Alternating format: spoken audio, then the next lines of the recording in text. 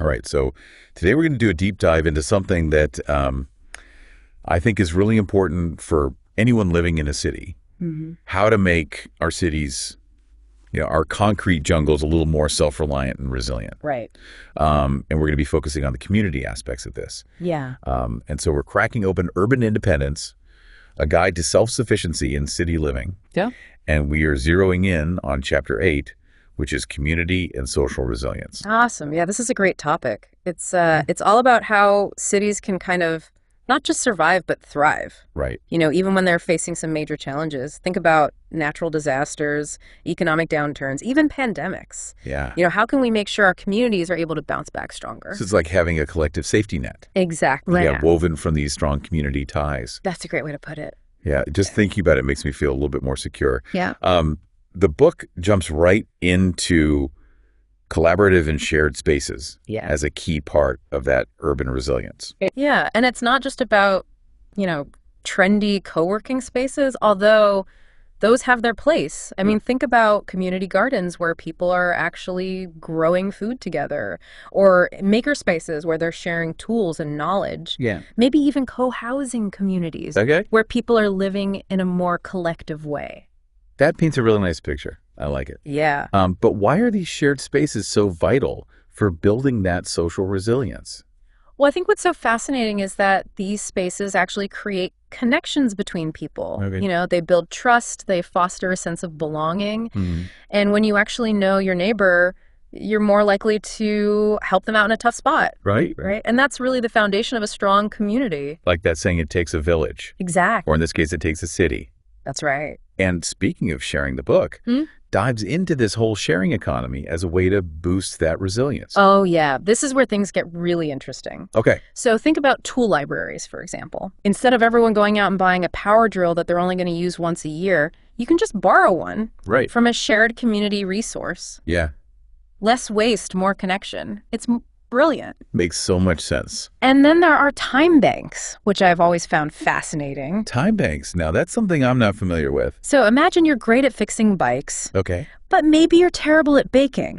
I can relate to that. Your neighbor is a baking whiz but can't change a tire to save their life. Right. In a time bank, you would exchange an hour of bike repair for a batch of those amazing cookies. Oh, so skills and time as currency. Exactly. Okay, I like this system. Yeah. I could get behind this.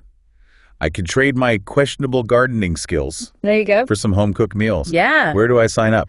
They're popping up in more and more places than you might think. Wow. It's a really cool concept. So it seems like this whole idea of social resilience is all about creating a sense of community.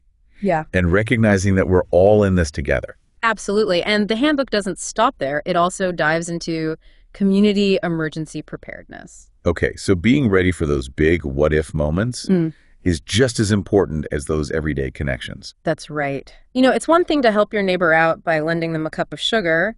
It's another to know how to help when there's a major storm or a citywide power outage. Right. So the handbook really stresses that we need to be prepared before a disaster strikes, not just reacting after the fact. So communities having those clear plans in place, knowing who does what and how to communicate. Exactly. That must take a lot of planning and coordination. It does, but, think about things like risk assessments. You have to figure out what your community is most vulnerable to. Okay. Then there's communication protocols. Right. So everyone knows how to get information and share information during a crisis. Makes sense. You'll need training programs so that people have the skills to help, and then drills to practice those skills. Wow, that is a lot more involved than I initially realized. Yeah. But I can see how if everyone knows what to do, panic and chaos are minimized. Right. And the community can recover much faster. Absolutely. It's like having a collective emergency toolkit filled with knowledge and resources that everyone can share. And that brings us to another key aspect highlighted in the handbook, which is civic engagement. Yeah. Because a truly resilient city is one where the residents are actively participating in shaping its future. Exactly. It goes beyond just voting in elections. It's about actively participating in those decision-making processes, advocating for policies that support self-sufficiency and sustainability. So things like attending city council meetings, joining community boards, even organizing your own neighborhood initiatives. Exactly. That sounds empowering, but also maybe a little bit daunting if you're not used to being so involved. Yeah, but the handbook actually has some really great tips for getting started. It encourages you to start by identifying what issues you're most passionate about. Maybe it's affordable housing access to green spaces or supporting local businesses. And then it's about connecting with other people who share your passions. Okay. And finding ways to use your own unique skills and perspectives to make a difference. So even small actions, when multiplied across a community, can have a ripple effect and lead to meaningful change. Absolutely. That's encouraging. It is. Think about it. If everyone in your city read this handbook and took action, Yeah. how much more resilient could your community become? It's definitely a question worth pondering. But before we get too lost in hypotheticals, we've got a lot more to uncover We do. about building these resilient communities in our next segment. Yeah, stay tuned. We'll be right back.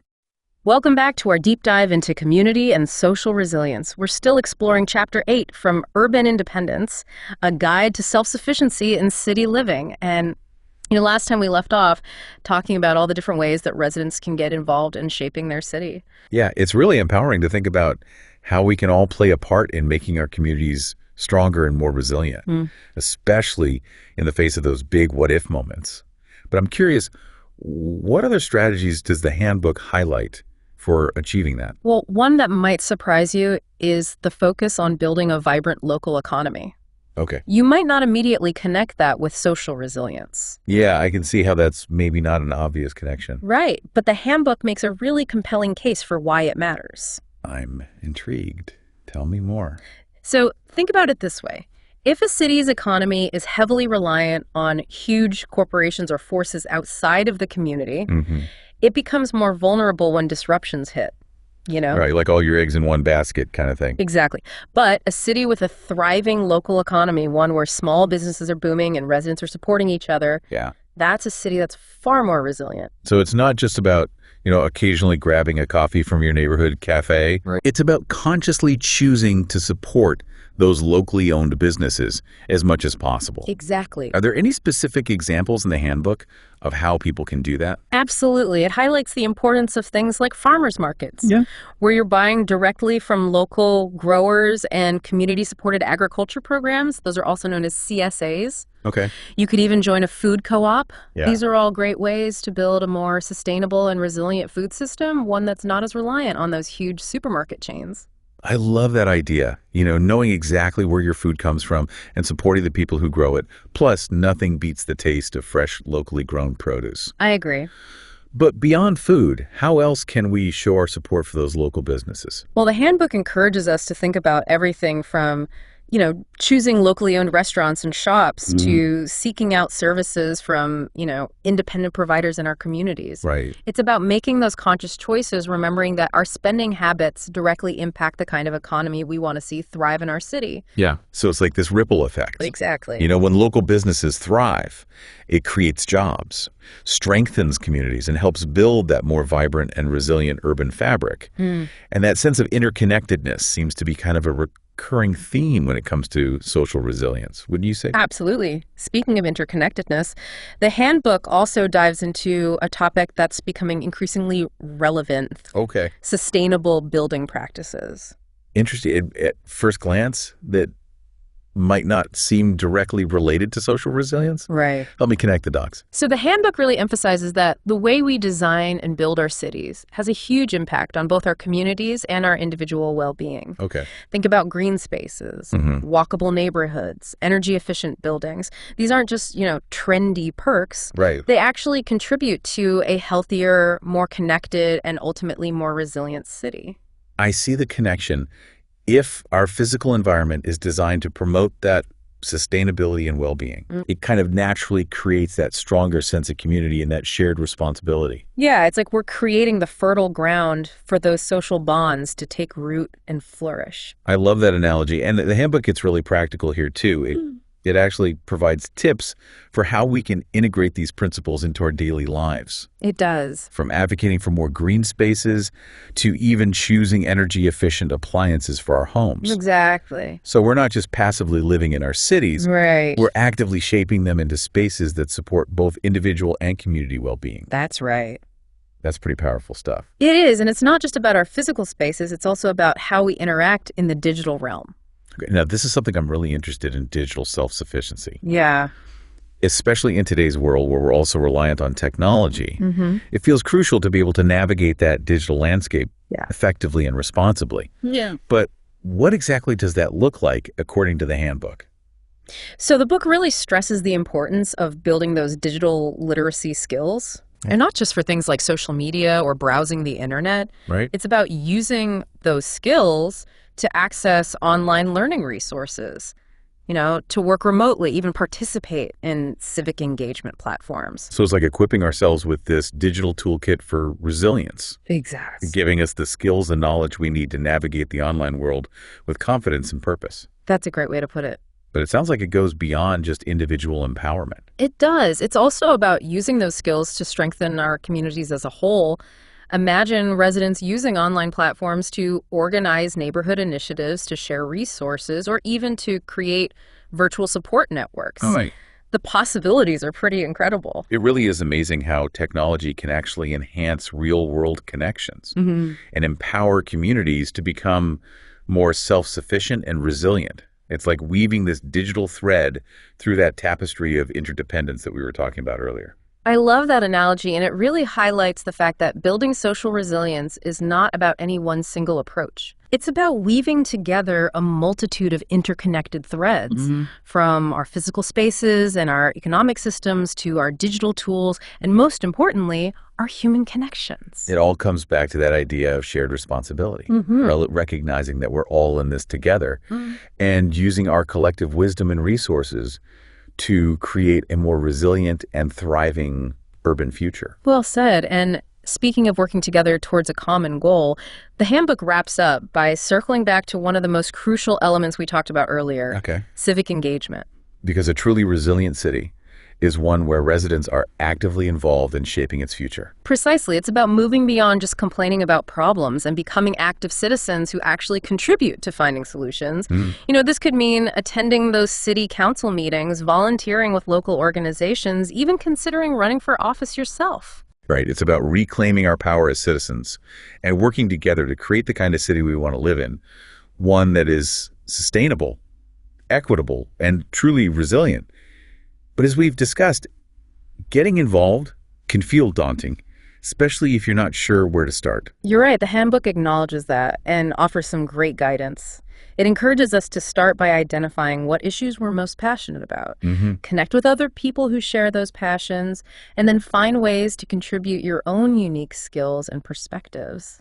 Because even small actions, when multiplied across a community, can create that ripple effect that leads to meaningful change. Exactly. Remember, each of us has something valuable to offer. That's a powerful reminder, and it seems like a perfect place to transition to the next part of our discussion. I agree. In our final segment, we'll move from theory to practice. Okay. We'll explore some real-world examples of cities that are successfully putting these principles into action and building truly resilient communities. Okay, so we've covered a lot of ground in this deep dive, exploring this whole concept of social resilience in cities.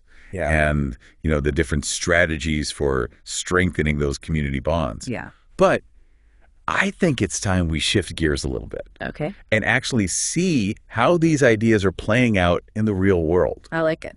The handbook highlights some pretty inspiring examples. It does. Of cities that are actually putting these principles into practice. Yeah. It's one thing to talk about the theory, but seeing it come to life is what's really exciting. Absolutely. One city that stands out is Rotterdam in the Netherlands. Okay.